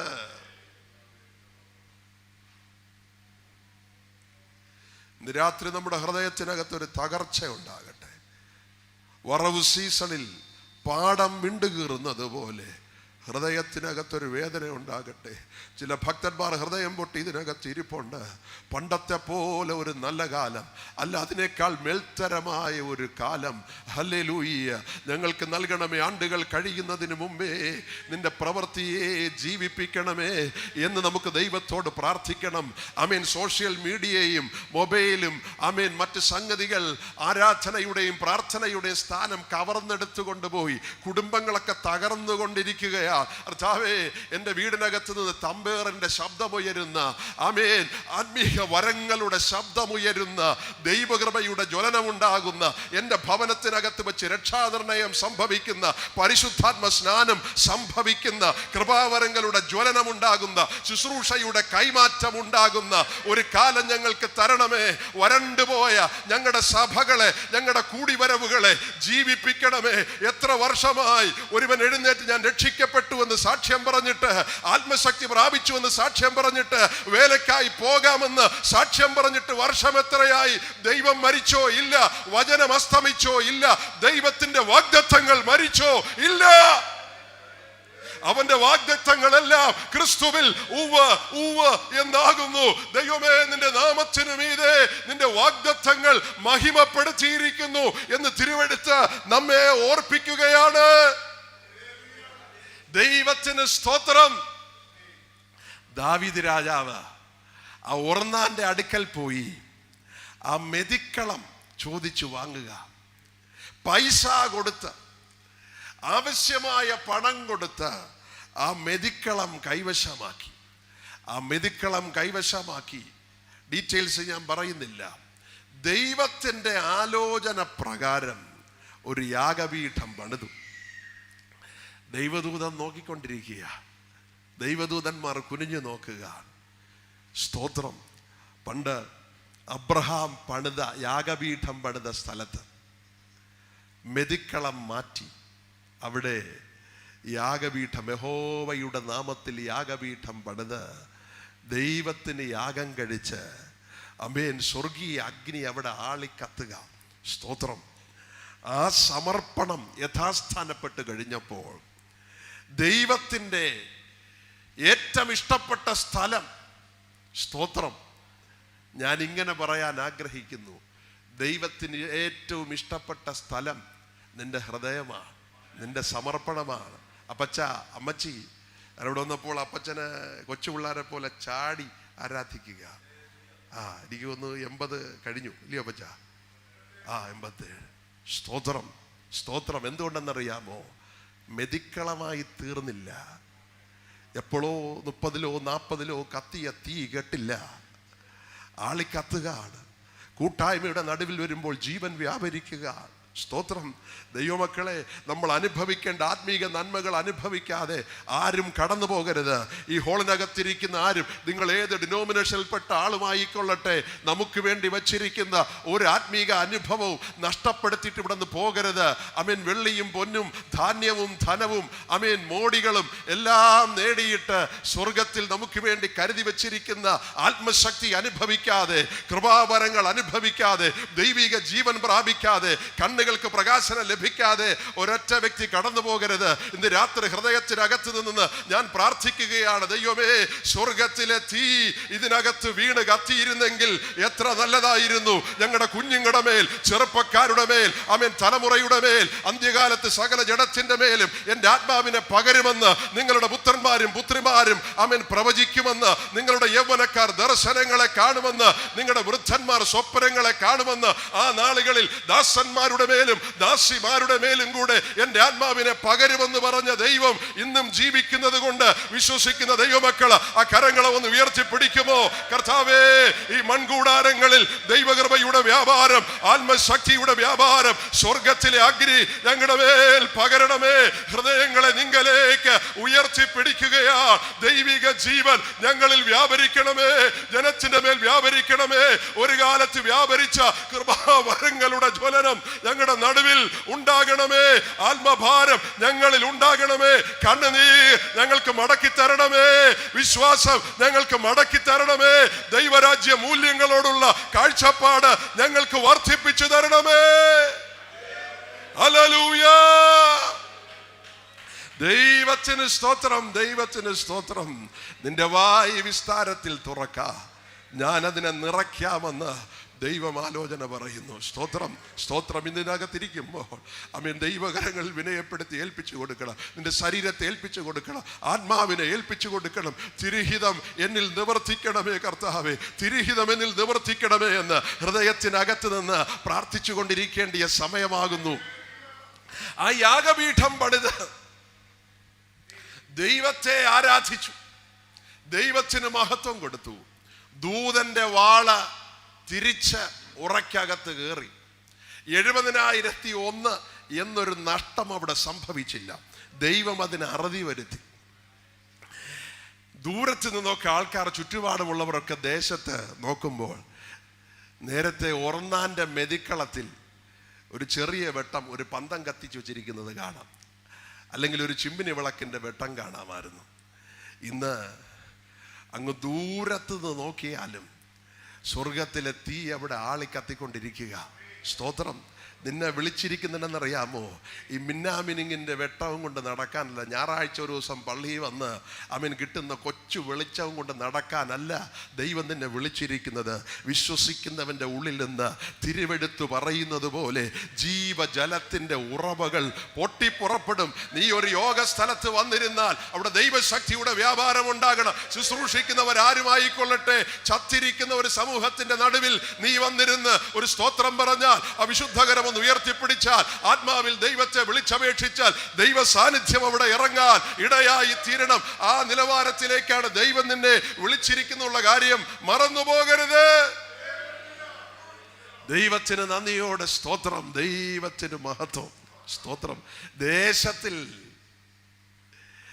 ദൂതന്റെ വാള്, ന്യായവിധിയുടെ വാൾ മാറിപ്പോകാൻ ഇടയായി തീർന്നു. ഞാൻ പറയട്ടെ, എന്തെല്ലാം നന്മകളുണ്ടായി.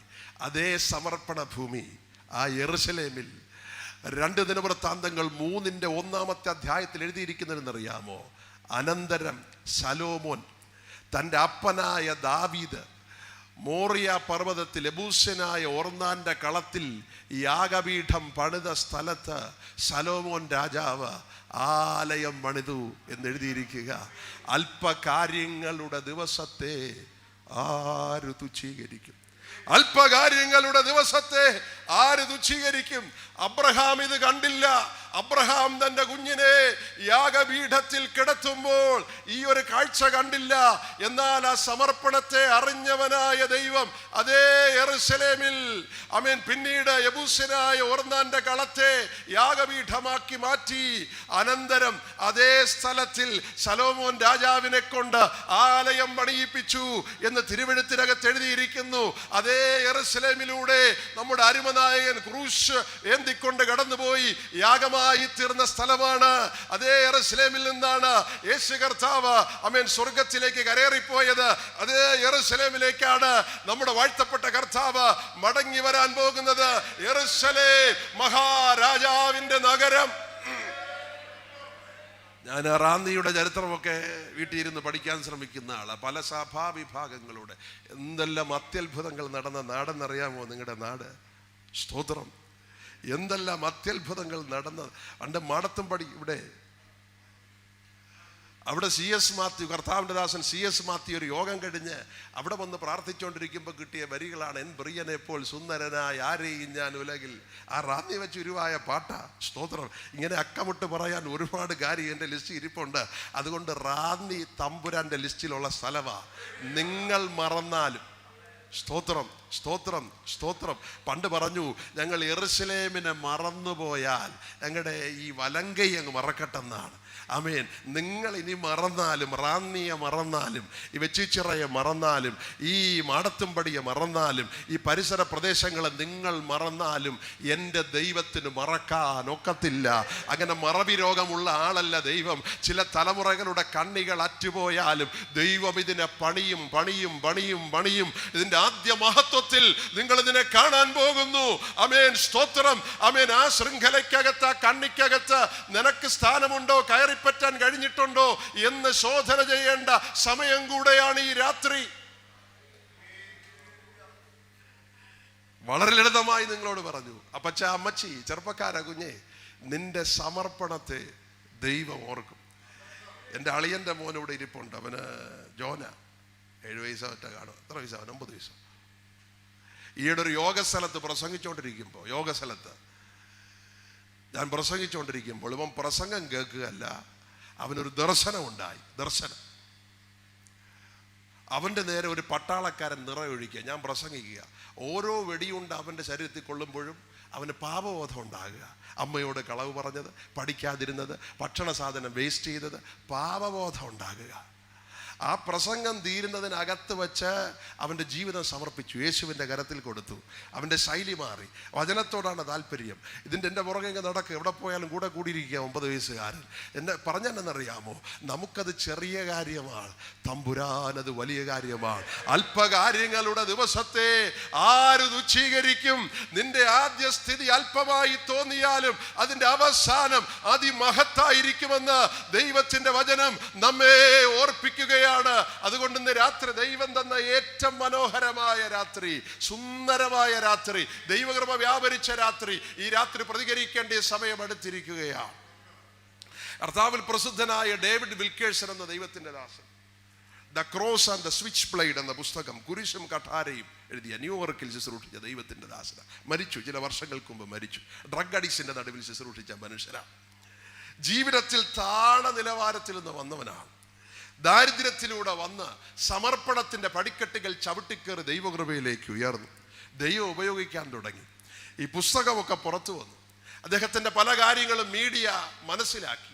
എല്ലാ ദിവസവും ഇൻ്റർവ്യൂ ആണ്. ഓഫീസ് സമുച്ചയം പണിതു, എല്ലാ കാര്യങ്ങളുമായി ജീവിതത്തിൽ സമൃദ്ധിയുടെ ഉയരത്തിലോട്ട് വന്നപ്പോൾ പഴയ സമർപ്പണം മറന്നു, ഡെഡിക്കേഷൻ മറന്നു, വിശ്വാസം നഷ്ടപ്പെട്ടു, പ്രാർത്ഥന നഷ്ടപ്പെട്ടു, ഉപവാസം നഷ്ടപ്പെട്ടു, നല്ല ഡ്രസ്സ് കിട്ടി, നല്ല വാഹനം കിട്ടി, നല്ല കൂട്ടുവേലക്കാരെ കിട്ടി, സമർപ്പണം മറന്ന് മുന്നോട്ട് പോയി. ഒരു ദിവസം തൻ്റെ ഓഫീസ് ക്യാബിനിലോട്ട് കയറി ചെല്ലുമ്പോൾ ഒരു ഇടനാഴിയുണ്ട്. ഇടനാഴിക്കകത്ത് കിളരം കുറഞ്ഞ ഒരു മനുഷ്യൻ നിൽക്കുക.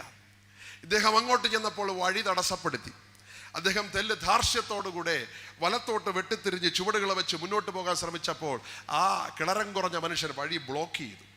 എന്നിട്ട് ആ മനുഷ്യനെ നോക്കി കൈപ്പോടെ കരഞ്ഞിട്ട് പറഞ്ഞു, ദൈവത്തിൻ്റെ ദാസ, ഞാൻ ഹോങ്കോങ്ങിൽ നിന്ന് വരികയാണ്, ദൈവം അയച്ചിട്ടാണ് ഞാൻ വന്നത്.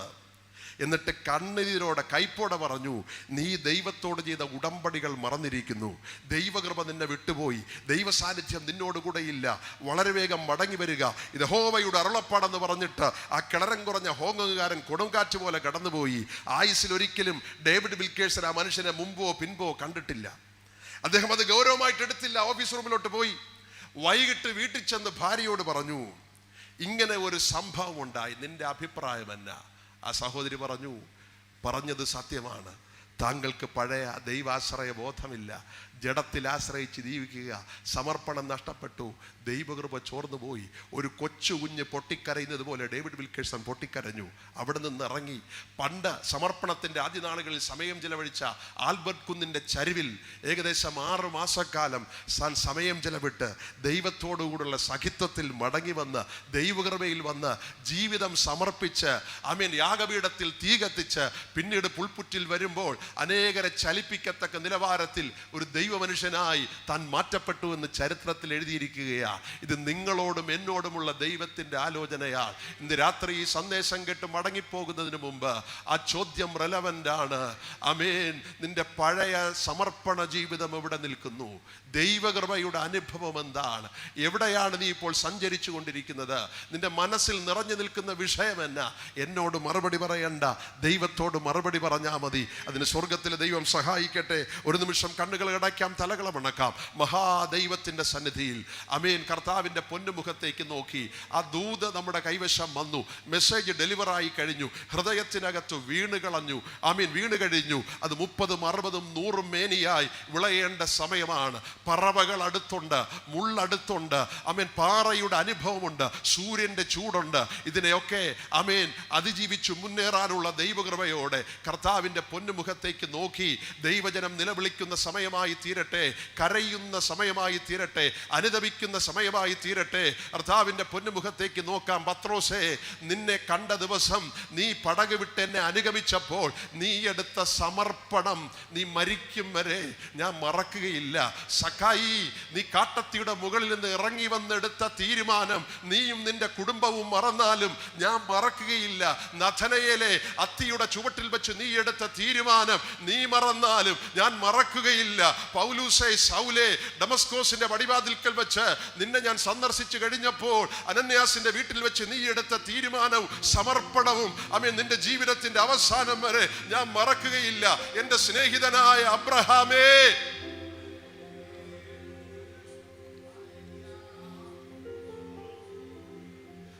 ഇന്നലെ പറഞ്ഞതുപോലെ ഈ ദയ നിന്റെ അടുക്കലേക്ക് ഒരിക്കൽ ഇറങ്ങി വന്നതാ. ലോദേബാരിൽ നിന്ന് നിന്നെ മഹത്വത്തിലേക്ക് കൊണ്ടുവന്നതാണ്. സ്തോത്രം. ജീവിതത്തിന്റെ സമർപ്പണം എവിടെ നിൽക്കുന്നു? നിന്റെ ഹൃദയത്തിനകത്ത് എന്താണ് നിറഞ്ഞു നിൽക്കുന്നത്? വെള്ളിയും പൊന്നും ലോകത്തിന്റെ മഹത്വവും ഉയർച്ചയുമാണോ? അത് യേശുവിനോടുള്ള കൂറാണോ? സ്നേഹമാണോ? ഇന്ന് രാത്രി ദൈവത്തിന് വേറെ ഓപ്ഷനുകളൊന്നുമില്ല. സ്വർഗം നോക്കിയിട്ട് 2 ടൈറ്റിൽ എഴുതും. ഒന്നുകിൽ ത്രഷിംഗ് ഫ്ലോർ, അല്ലെങ്കിൽ ഓൾട്ടർ. ഒന്നുകിൽ മെതിക്കളം, അല്ലെങ്കിൽ ഒരു യാഗപീഠം. നിന്നെ വിളിച്ചത് ലോകം മുഴുവനും ചുറ്റി അടിച്ചു നടന്ന് നിന്റെ ജീവിതം ഒരു മെതിക്കളമാക്കി തീർക്കാനല്ല മോനെ, കുഞ്ഞെ. നിന്നെ ഞാൻ വിളിച്ചത്, മോളെ, നിന്നെ ഞാൻ വിളിച്ചത് ലോകത്തിന്റെ നേട്ടങ്ങളൊക്കെ വാരിക്കൂട്ടി ഒരു മെതിക്കളമായി തീരാനല്ല. ഞാൻ നിന്നെ വിളിച്ചത് എന്റെ സ്വർഗീയ അഗ്നി നിന്നിൽ പകർന്ന് അനുഗ്രഹ വിഷയമായി എരിഞ്ഞു തീരാനായി നഷ്ടപ്പെടാനായി ആണ് നിന്നെ ഞാൻ വിളിച്ചത്. സ്തോത്രം. ആ ദൈവത്തിന്റെ സന്നിധിയിൽ വിനയപ്പെടുത്തി ഏൽപ്പിച്ച് ഹല്ലേലൂയ കർത്താവിന്റെ കരങ്ങളിൽ ഇന്ന് രാത്രി കൂട്ടത്തോടെ ഒരു പറ്റം പേർ എഴുന്നേൽക്കാൻ ഞാൻ പറയത്തില്ല. എന്നാൽ ഇതിനകത്ത് ഒരു വ്യക്തി, അതൊരു 80-കാരനോ 90-കാരനോ ഒരു 1-ാം ക്ലാസ്സുകാരനോ ആരുമായി കൊള്ളട്ടെ, ഇബ്താഹ് പറഞ്ഞതുപോലെ ഞാൻ യഹോവയോട് പറഞ്ഞു പോയി, എനിക്ക് പിന്മാറിക്കൂടാ. ഞാൻ യഹോവയോട് പറഞ്ഞു പോയി, എനിക്ക് പിന്മാറിക്കൂടാ. ഏലിയാവ് പറഞ്ഞു, നീ പൊയ്ക്കൊള്ളുക, എന്നാൽ ഞാൻ നിനക്ക് എന്ത് ചെയ്തിരിക്കുന്നുവെന്ന് നീ ഓർത്തുകൊള്ളുക. 2 കാര്യം നമ്മുടെ മനസ്സിൽ വരട്ടെ. ആ കർത്താവിന്റെ സന്നിധിയിൽ ഇന്ന് രാത്രി നസ്രായൻ നമ്മുടെ നടുവിൽ വന്നിട്ടുണ്ട്. ആമേൻ. സാക്ഷാൽ ദൂതൻ, യഹോവയുടെ ദൂതൻ നമ്മുടെ നടുവിൽ വന്നിട്ടുണ്ട്. നിന്റെ ആദ്യ സമർപ്പണം കണ്ട് സന്തോഷിച്ച യഹോവയുടെ മുള, യഹോവയുടെ ദൂതൻ, യഹോവയുടെ ദാസൻ, ആമേൻ, മെസ്സിഹ, ആമേൻ, പിന്നെയും കൊതിയോടെ നിന്നിലേക്ക് നോക്കുക. ആമേൻ. കാട് പിടിച്ചു കിടക്കുന്ന അനുഭവം ഒന്ന് മാറ്റാമോ? നിന്റെ കുടുംബത്തിലെ പ്രശ്നം പരിഹരിക്കാൻ ഞാൻ തയ്യാറാണ്. അതിന് നീ 40 ദിവസം ഉപവസിക്കേണ്ട കാര്യമില്ല. നിന്റെ പഴയ സമർപ്പണത്തിലേക്ക് നീ മടങ്ങി വന്നാൽ മാത്രം മതി. ദൂതന്റെ വാള് തിരിച്ചുറയിൽ കയറും. ഇന്ന് രാത്രി കയറും. ദൈവവചനത്തിന്റെ അടിസ്ഥാനത്തിൽ ഞാൻ വിളിച്ചു പറയുന്നു, നിന്നെ പിന്തുടരുന്ന ഫറവോന്റെ ശക്തികളെ ഇന്ന് അവസാനിപ്പിക്കാൻ ദൈവത്തിന് കഴിയും. ശത്രുവിന്റെ മുൻപടയെയും പിൻപടയെയും ചെങ്കടൽ തള്ളിയിട്ട് കളയാൻ കഴിവുള്ള ദൈവം. ആമേൻ. വെട്ടുക്കളയും തുളനും പച്ചപ്പുഴവും വീട്ടിലും തിന്നു തീർത്ത് കളഞ്ഞ സംവത്സരങ്ങൾക്ക് പകരം നൽകി അനുഗ്രഹിപ്പാൻ കഴിവുള്ളവൻ ഇതിനകത്ത് വന്നിട്ടുണ്ട്. കർത്താവ് പറയുന്നു, നീ വിലയേറിയവനാ. മഹാരാജാവിന്റെ നഗരം. ഇതിനേക്കാൾ വലിയ പദവി നമുക്ക് എന്താണ് വേണ്ടത്? നിന്നെ നോക്കി പരിശുദ്ധാത്മാവ് പറയുന്നു, നീ മഹാരാജാവിന്റെ വകയാണ്. മോളെ, നീ മഹാരാജാവിന്റെ വകയാണ്. മോനെ, നീ മഹാരാജാവിന്റെ വകയാണ്. അപ്പച്ച, നീ മഹാരാജാവിന്റെ വകയാണ്. ശുശ്രൂഷക, നീ മഹാരാജാവിന്റെ വകയാണ്. ഇതിനേക്കാൾ വലിയൊരു പദവിയില്ല. ഇന്ന് രാത്രി പ്രതികരിക്കാൻ ഹൃദയത്തിൽ തീരുമാനമെടുത്ത ദൈവമക്കൾക്ക് എന്നോടൊപ്പം എഴുന്നേറ്റ് നിൽക്കാം. ചേർന്ന് ഒരു വരി പാടാൻ ആഗ്രഹിക്കുന്നു. There is no compulsion. അടുത്ത് നിൽക്കുന്ന ആളെ എഴുന്നേൽക്കുന്നത് കണ്ട് ആരും ചാടി എഴുന്നേൽക്കരുത്. ഹല്ലേലൂയ. ദൈവത്തിന്റെ സന്നിധിയിൽ വിനയപ്പെട്ട് കർത്താവിന്റെ പൊന്നുമുഖത്തേക്ക് നോക്കി, കണ്ണുകൾ അടച്ചു പിടിച്ച് കർത്താവിന്റെ തിരുമുഖത്തേക്ക് നോക്കി, പഴയ തീരുമാനങ്ങളിലേക്ക്, ദൈവകൃപയിലേക്ക്, ദൈവിക ജീവനിലേക്ക് മടങ്ങി വരുന്ന സമയമായി തീരട്ടെ. ദൈവത്തോട് സംസാരിക്കുന്ന സമയം. ഇരുട്ട് പിടിച്ചു കിടക്കുന്ന മെതിക്കളങ്ങളെ ദൈവം മാറ്റുന്നു. പുതിയൊരു ഹൃദയം, പുതിയൊരു ആത്മാവിനെ നൽകുന്ന സമയം. നീ ആള് മാറിയവനെ പോലെ ആയിത്തീരുകയാണ്. സൗലുമുണ്ടോ പ്രവാചക ഗണത്തിൽ എന്ന് ചോദിക്കത്തക്ക നിലവാരത്തിൽ അനുഭവങ്ങൾക്ക് വ്യത്യാസം തരാൻ നസ്രായൻ വന്നിട്ടുണ്ട്. കർത്താവിന് അറിയേണ്ടത് ഒരൊറ്റ കാര്യമാണ്, നിനക്കെന്നോട് പ്രിയമുണ്ടോ, സ്നേഹമുണ്ടോ?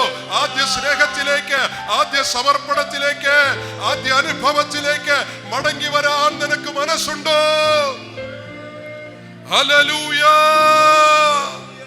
ഹല്ലേലൂയ. ഇന്ന് രാത്രി നഷ്ടപ്പെട്ടു പോയ ചില നന്മകളെ സ്വർഗം മടക്കിത്തരാൻ ആഗ്രഹിക്കുന്നു. ഒരു കാലത്ത് പ്രാർത്ഥനയുടെ, യാചനയുടെ ആത്മാവ് നിന്റെ മേൽ കത്തി. രാത്രികളെ നീ പകലാക്കി. വിശപ്പില്ലാതെ നീ ഉപവസിച്ചു. ആമേൻ. ചിലരെ നോക്കി ദൂത് വിളിച്ചു പറഞ്ഞു. ചില വീടുകളിലേക്ക് പരിശുദ്ധാത്മാവ് നിന്നെ എടുത്തുകൊണ്ടുപോയി. ചില സ്വർഗീയ ദർശനങ്ങളെ നീ കണ്ടു. കാലപ്പഴക്കത്തിൽ മെതിക്കളത്തിന്റെ അനുഭവത്തിൽ വന്നപ്പോൾ ആമേൻ, യെബൂസ്യൻ അതിനെ കൊണ്ടുപോയി, ശത്രു അതിനെ അപഹരിച്ചു കൊണ്ടുപോയി. ആമേൻ, റാഞ്ചൻ പക്ഷികൾ അതിനെ കൊണ്ടുപോയി. എന്നാൽ ഇവിടെ എഴുന്നേറ്റ് നിൽക്കുമ്പോൾ കർത്താവിനോട് പറ, ശിംശോൻ പറഞ്ഞതുപോലെ കർത്താവേ, ഒരിക്കലായി മരിക്കുന്നതിന് മുമ്പ് എന്റെ കണ്ണ് തിരുമി അടയ്ക്കുന്നതിന് മുമ്പ്, ശവപ്പെട്ടി എന്റെ വീട്ടിൽ കയറി വരുന്നതിന് മുമ്പ് ഒരു പ്രാവശ്യം കൂടെ ദൈവശക്തി ഞാൻ അനുഭവിക്കട്ടെ, സ്വർഗീയ ദാനം അനുഭവിക്കട്ടെ, ദൈവിക ജീവൻ എന്നിൽ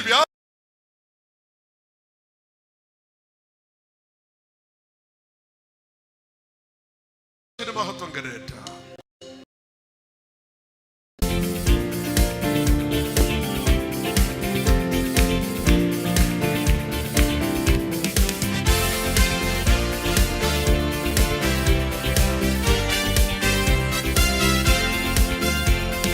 ദൈവകുഞ്ഞാടവൻ യോഗ്യനെന്ന് മോക്ഷത്തിൽ കേൾക്കുന്ന ശബ്ദമത്. ഓ ദൈവകുഞ്ഞാടവൻ യോഗ്യനെന്ന് മോക്ഷത്തിൽ കേൾക്കുന്ന ശബ്ദമത്. സ്തുതിച്ചിട വെള്ളത്തിൽ ഇരച്ചിപ്പോൾ ശബ്ദത്താൽ പരിശുദ്ധയാ സഭയേ. സ്തുതിച്ചിട വെള്ളത്തിൽ ഇരച്ചിപ്പോൾ ശബ്ദത്താൽ പരിശുദ്ധയാ ലഭിച്ചോ. ഓ ദയ ലഭിച്ചോ നാം സ്തുതിച്ചിടുവോ, അതിനു യോഗ്യൻ ക്രിസ്തുവത്രേ. ഓ ദയ ലഭിച്ചോ നാം സ്തുതിച്ചിടുവോ, അതിനു യോഗ്യൻ ക്രിസ്തുവത്രേ. മാധുര്യരാഗമഗീതങ്ങളാലെ അവനെ നാം പുകഴ്ത്തിടാം. ഓ മാധുര്യരാഗമഗീതങ്ങളാലെ അവനെ നാം പുകഴ്ത്തിടാം. പാപത്തിനധീനതയിൽ നിന്നീ അടിയാതെ നീ വിടുവിച്ചു. പാപത്തിനധീനതയിൽ നിന്നീ അടിയാതെ നീ വിടുവിച്ചു. അത്ഭുതമാതൊളിയിൽ പ്രിയനോടെ രാജത്തിലാക്കിയതാ. അത്ഭുതമാതൊളിയിൽ പ്രിയനോടെ രാജത്തിലാക്കിയതാ. ദയ ലഭിച്ചോ നാം സ്തുതിച്ചിടുവോ, അതിനു യോഗ്യൻ ക്രിസ്തുവത്രേ. ഓ ദയ ലഭിച്ചോ നാം സ്തുതിച്ചിടുവോ, അതിനു യോഗ്യൻ ക്രിസ്തുവത്രേ. മാധുര്യരാഗമഗീതങ്ങളാലെ അവനെ നാം പുകഴ്ത്തിടാം. മാധുര്യരാഗമഗീതങ്ങളാലെ അവനെ നാം പുകഴ്ത്തി. വീഴുന്നു പ്രിയനേ, ഓ വീഴുന്നു പ്രിയനേ, വാഴ്ത്തിടുവാൻ സിംഹാസനവാസികളും ആമേൻ. വീഴുന്നു പ്രിയനേ, വാഴ്ത്തിടുവാൻ സിംഹാസനവാസികളും ആയവനരുളിയ രക്ഷയിൽ മഹിമയ്ക്ക കിരീടങ്ങൾ താഴെയിട്ടു. ആയവനരുളിയ രക്ഷയിൽ മഹിമയ്ക്ക കിരീടങ്ങൾ താഴെ ലഭിച്ചോ. ഓ ദയ ലഭിച്ചോ നാം സ്തുതിച്ചിടുവോ, അതിനു യോഗ്യൻ ക്രിസ്തുവത്രേ. ദയ ലഭിച്ചോ നാം സ്തുതിച്ചിടുവോ, അതിനു യോഗ്യൻ ക്രിസ്തുവത്രേ. മാധുര്യരാഗമഗീതങ്ങളാലെ അവനെ നാം പുകഴ്ത്തിടാം. ഓ മാധുര്യരാഗമഗീതങ്ങളാലെ അവനെ നാം പുകഴ്ത്തിടാം. യേശുതൻ വേഗം വരുന്നതിനാൽ മുഴങ്കാൽ മടക്കി നമസ്കരിക്കാം. യേശുതൻ വേഗം വരുന്നതിനാൽ മുഴങ്കാൽ മടക്കി നമസ്കരിക്കാം. നമ്മെ സ്നേഹിച്ച യേശുവെ കണ്ടിടുവോ നാം ആനന്ദ നാളകിലേ. നമ്മെ സ്നേഹിച്ച യേശുവെ കണ്ടിടുവോ നാം ആനന്ദ നാളകിലേ. ദയ ലഭിച്ചോ, ഓ ദയ ലഭിച്ചോ നാം സ്തുതിച്ചിടുവോ, അതിനു യോഗ്യൻ ക്രിസ്തുവത്രേ. ദയ ലഭിച്ചോ നാം സ്തുതിച്ചിടുവോ, അതിനു യോഗ്യൻ ക്രിസ്തുവത്രേ. മാധുര്യരാഗമഗീതങ്ങളാലെ അവനെ നാം പുകഴ്ത്തിടാം. മാധുര്യരാഗമഗീതങ്ങളാലെ അവനെ നാം ഓ മാധുര്യരാഗമഗീതങ്ങളാലെ അവനെ നാം ഒരിക്കൽ കൂടെ സൂര്യരാ